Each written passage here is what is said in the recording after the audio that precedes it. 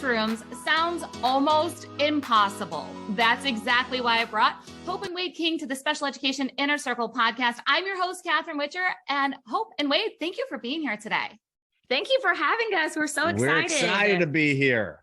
Yeah. So, all right, we start all the time with, how did you end up at an IEP table? I know that both of you are well known in our education community. However, our listeners here are parents, teachers, admins, therapists, all focused on special education, and they might not quite understand who you are and what you do. So how did you end up at an IEP table? Yeah, so we're Hope and Wade King, married couple. Yeah, doing this work together. We've taught grades together. We've taught grades K through 8. We've been first through 8. Goodness gracious, I always want to make her a kindergarten teacher, but she is definitely kindergarten teachers not. Are my hero, though. I'm just going to say that. But yeah, we've something unique about us is we've pretty much taught in the same school building. Yeah. our whole educational careers. But yeah, we just love teaching. Hope is the co-founder of the GYTO Teach-On conference. It's all about matching engagement with rigor, just creating that fun and exciting experience, but also challenging students to excel academically. And we wrote a book called The Wild Card and Wild Card Kids.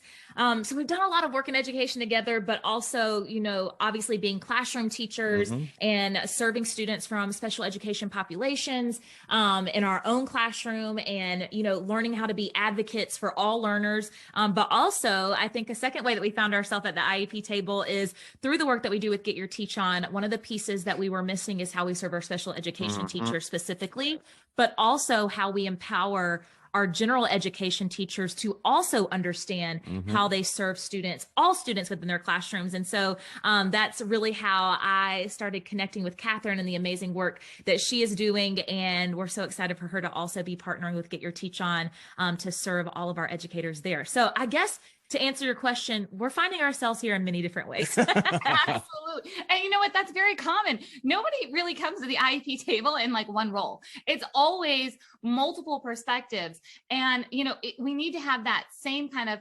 360 view when it comes to the classroom and engaging our learners. And that's something that a lot of times teachers and parents get stuck on. They get on the same page of, we want our learners to be engaged. All ability levels, can be in the same classroom, so here we are sitting in like 3rd grade, but then we get stuck. We want this to work, but we don't know how. And that's really kind of your secret sauce, as you guys are like bringing to the classroom of like, let's get creative and how to make that happen. So dive in, share some things for us stuck people that are thinking, we want this to work, but can you give us some starting points? Yeah, so we're going to kind of take you through 3 things today, more along the lines of, instead of tips, more what we've seen for a progression for student engagement. Like, how do we get from point A to point B, right? Because here's the thing. We have always for years shared, I started with a blog, back in the good old days. Back in the good old days with the blog and sharing lessons and sharing things through social media and Facebook, and then came Instagram and Pinterest and all of these different things. And, it's very easy for people, I'm going to use Instagram as the example, to see some squares, right? To see some squares on your feed and see the work that Wade and I were doing. And of course, we're posting a lot of lessons, and they're seeing really outside of the box things. Room transformations. Wade walks around with a guitar strapped to his chest all the time. Like he's a musician, loves using music and seeing hands-on things, hands-on experiences. And for a long time, people started saying, well, so engagement is just a room transformation or using music, and because that's what they would see in the squares, right? And we're like, no. Let's not paint that picture, because ultimately, if we're just saying, okay, I'm stuck, let me just find a fun lesson that I can do with my kids to get them excited. Really, that's just putting a Band-Aid over a much larger issue in our classrooms. And so honestly, the first place that Wade and I start with our students is it's all about connections.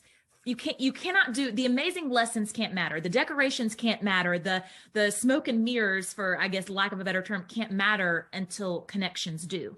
And so honestly, a lot of people, when they're thinking about student engagement, when they're bringing us to schools, especially, they're like wanting the exciting stuff. And we're like, hold on, we've got to take it to the deep stuff first. Like, we've got to start talking about where our students are emotionally, where they are mentally, because at the end of the day, we could set up this fantastic lesson Mm-hmm. and it could fall flat because we know kids, they only have so much capacity, just like every human. And if they're thinking about what happened the night before at home, or if they're thinking about what happened on the car ride to school that morning, or if they're thinking about what is going on with certain family situations or whatever that may be, I don't care how amazing the lesson is, until we meet them and serve them where they are, they're not going to be able to connect to those academics. We have to be students of our students, right? Yeah. We have to know who they are, learn who they are. And we were talking to our good friend yesterday, Shane Feldman, and he says 10 seconds of being intentional, right? It doesn't matter what that looks like. You can have a lot of 10 seconds throughout your day with different students. And we know we have a lot of students in front of us, but having those connections, understanding where they're coming from, what their backgrounds are, what their interests are, right? So you can have those conversations with them. That's where the foundation starts. That's where true engagement lies, because students they want you to be excited about them. They want that. That's what they want. And our other friend, James Hogue, he told us one time, he said, a title only buys you a certain amount of time to gain their trust. The Mr., Mrs., the doctor in front of your name, they don't really care about that, right? And so building those connections, that respect goes back and forth. So be a student of your students. Yeah. I think that's so important. So a lot of times when we are sitting together and we've decided, like, you know, like here we are, we're like general education and special education, we're sitting together and we're putting our heads together. And our first thought oftentimes is, okay, how do we help them learn in the classroom? How do we help them learn? We just jump right into like, how do we make sure that this math lesson is adapted? How do we make sure the reading lesson is accessible? How do we do those things? And we don't think about, okay, every time the child walks in the room, we could take, 3 to 5 seconds, right? Like we can cut that in half. Let's make sure we have this one thing that happens every time in this classroom. So there's a connection and some stability of then what comes next. Absolutely. Yeah. And even as parents, because I know that you have a lot of parents too, that listen in on your podcast, we're parents of, I still call us new parents, because by new parents, I mean, we're still trying to figure out what the heck we're doing. Okay. We're raising a 3-nager right now, and God bless any parent who has ever made it through the 3-nager stage, because please send all your positive vibes my way. But guys, mine are 18 and 19. I'm still figuring out. I'm just letting you know, you don't ever really. Thank you. Okay. So we're all still new parents, because every phase is so new. Right. Yes. But that is also so true of our kids, is having that intentional time. I used to become so overwhelmed, and this speaks so true to the classroom and to parents in general. Now that I'm seeing with my own son, I used to think I had to give them every second. How do I give every learner every second of my day? How do I give Maverick, my son, every single second of my day? You don't. It's about the intentionality behind that time, right? It's a whole less is more. Like, I'm going to give them less time, but more, being more present, being more intentional. And so I did a lot of research with this, and I was looking at something, and it said for parents, the biggest, or the times that we need to be most intentional are like right before school, right when they get home from school, when they're having those transitional periods. And so that's something that I've also taken into consideration as a parent when it comes to connections is, okay, I can't give them every second of every day, but how do I be intentional and present in those moments that I am able to give them? So biggest piece definitely is starting out with connections for sure. And really that social emotional learning. And again, I know people are like, that gets so deep. And then we have to, connections are deep. Engagement is deep. It is not just a fluffy, let me put some icing on top of a situation. Like it's a deep piece of what we do. If you do it right. Yeah. If you do it right. And then, the second thing really that we focus on is, okay, now that we have that foundation and we have built and established that trust, and we know that students know that we see them and we value them for who they are, and really creating a space. I think Connections is all about creating a space where students can show up authentically. They don't have to show up and be somebody else, because they're not going to be engaged learners if they're trying to engage with acting like someone else, right? They're going to be able to be more engaged if they're able to be themselves. And so I think that's really the foundation. And then the second step is really, okay, now that we have this foundation, how do we start connecting students to that learning, right? Which is all about saying, teachers often say, and this is any educator out there, is that, well, but we don't get to choose what we teach. We don't get to choose the standards, and we don't get to choose the assessments, and we don't get to, And you're so right. And believe me, we all wish that they listen to educators, the experts, more than our system does, right? We know there's a lot of pieces of our system that are broken, and we can focus on that, right? But historically, we also say by focusing on that, how much change are we necessarily going to see with our students right now, the students that we have this year?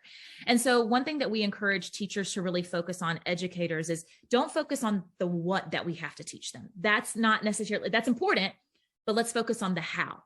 How do we instruct? How do we deliver that content to them in a way that they are going to connect to it, right? So while they might not connect to writing a multiple paragraph essay, they're going to connect to the way that you instruct that, the way that you teach that, and ultimately through that how, we can teach them the way. Yeah, and that's why it's important to be students of your students, right? And so find out what they're excited about. I mean, I tell a story often.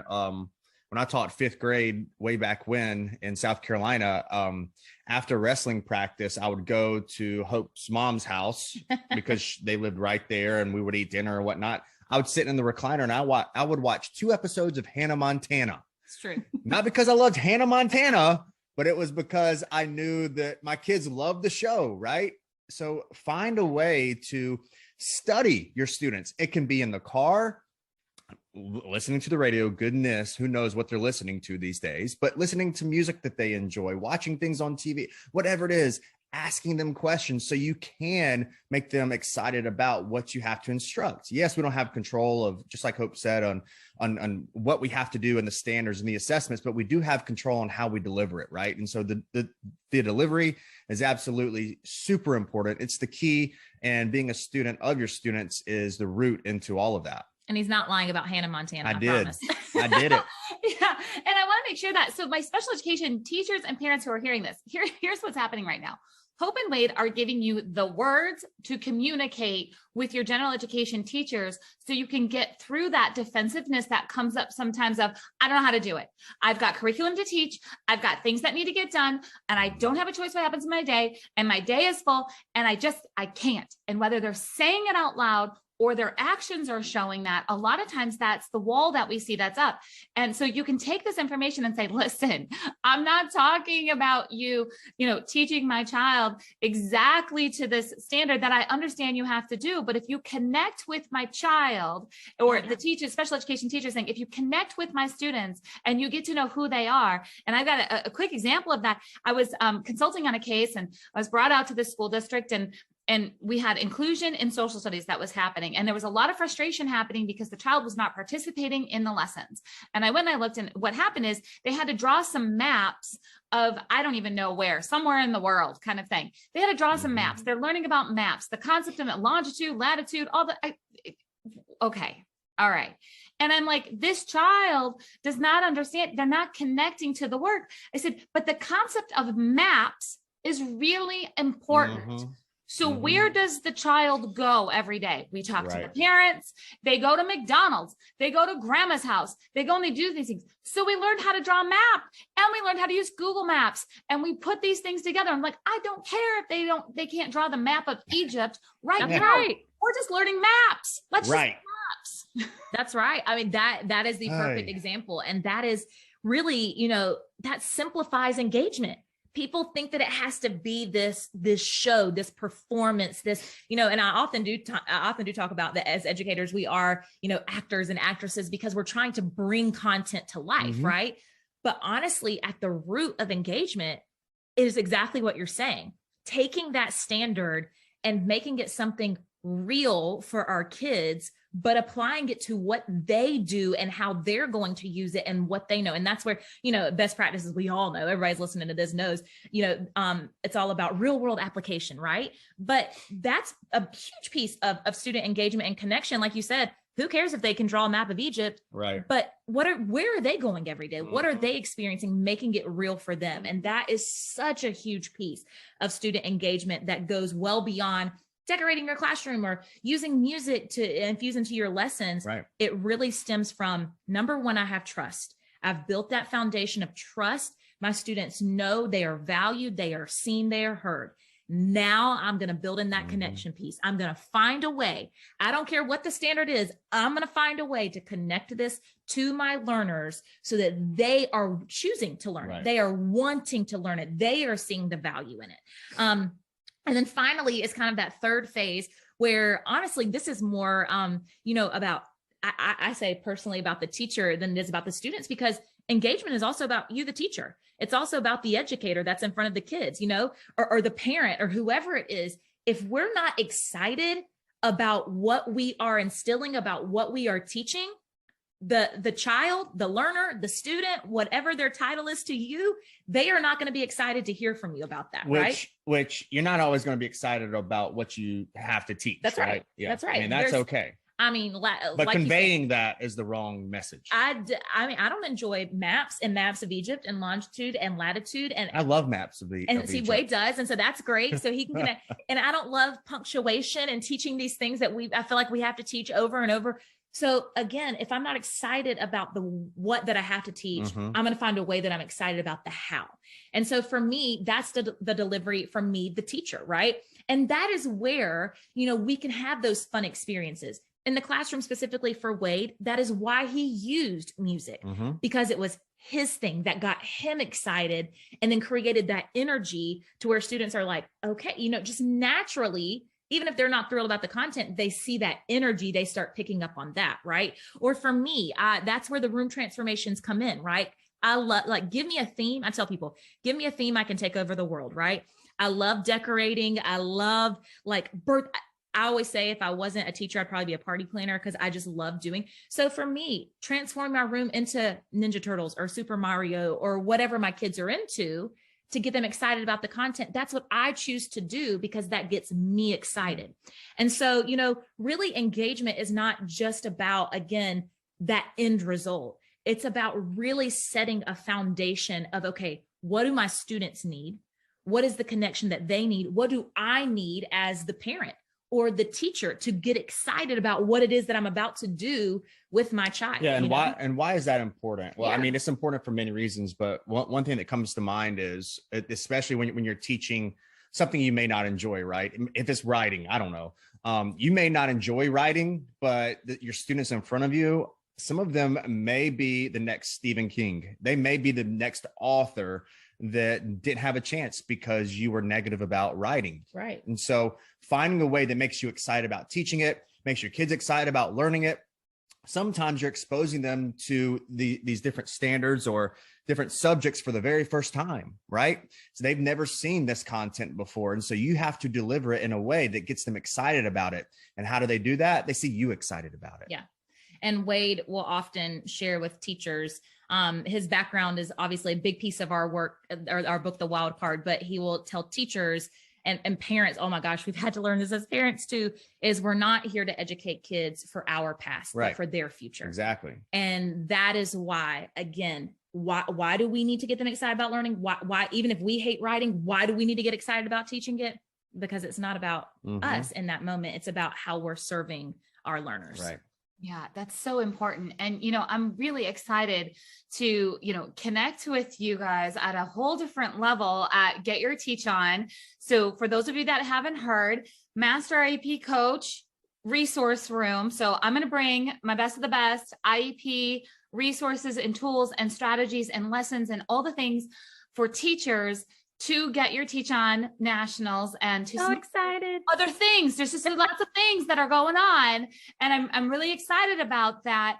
And I want our special education teachers and parents who are listening to start to understand the language that happens in general education. I know we're talking all the time about how they don't understand us. Well, you know what? We don't understand you a lot of times. This has to go both ways. So for our teachers who are listening, make sure that you're looking to see what's happening with Get Your Teach On and special education. Will you just sum up real quick in a sentence or two? What is Get Your Teach On? Because some people are like, I don't even know what she's talking about. So sum that up real quick. I will sum it up as fast as I can. So Get Your Teach On is an educators conference for pre-K teachers now all the way through 12th grade, as well as administrators. Essentially, it is a place where teachers come to, we focus on community. So building community between teachers. We know that teachers need a support system, but also empowering teachers to be able to do exactly what we're talking about, make these connections with our learners. Yep. And so we have, especially the national conference, is 4 days of content specifically in your grade level that is aligned directly to district initiatives, academic standards, everything that you need academically. But then the third component of that is we also pour into teachers the individual, because teachers are more than just teachers, they're humans, and they need to be empowered personally, and they need to grow personally, and they need to be able to invest in themselves personally. And so that's honestly what makes Get Your Teach On unique to the educator conference. Is we're big about professional development, of course, and we have those standards and we have those academic focuses, but we're big on the teacher, the human as well. Yes, I love that so much. Okay, we're going to put all the links in all the places. Don't forget to go like, comment, share, leave a review, do all the things, because the more that you do that, like one click, one share, one review can make a huge difference, because that puts us in front of more parents and teachers who need this information so we can serve our students well. Thank you, everybody, for being here today on the Special Education Inner Circle podcast. Hope and Wade, thank you for being here. Thank you. Thank you. Bye.